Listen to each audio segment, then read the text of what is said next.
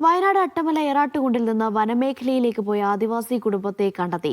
സൂചിപ്പാറ വെള്ളച്ചാട്ടത്തിന് താഴെ നിന്നാണ് കുടുംബത്തെ കണ്ടെത്തിയത്. കഴിഞ്ഞ ഒരാഴ്ചയിൽ അധികമായി വനവകുപ്പും പോലീസും പട്ടികവർഗ വകുപ്പും ഇവർക്കായി തിരച്ചിൽ തുടരുകയായിരുന്നു. അട്ടമല ഏറാട്ടുകുണ്ട് ഉന്നതിയിലെ കൃഷ്ണൻ, ഭാര്യ ലക്ഷ്മി എന്ന ശാന്ത, ഇളയ ആൺകുട്ടി എന്നിവരെയാണ് ഈ മാസം 21-ാം തീയതി മുതൽ കാണാതായത്.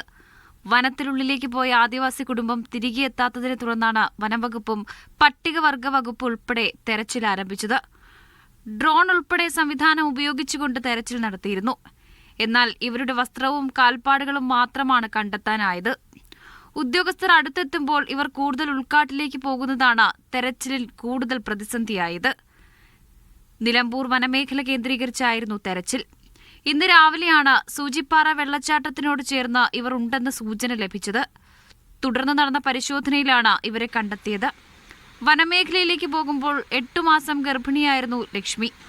ശിശുപ്രസവത്തിൽ മരിച്ചതായാണ് ലക്ഷ്മിയുടെ മൊഴി. കുടുംബം നിലവിൽ വനംവകുപ്പിന്റെ സംരക്ഷണത്തിലാണ്. മീഡിയ 1 വയനാട്.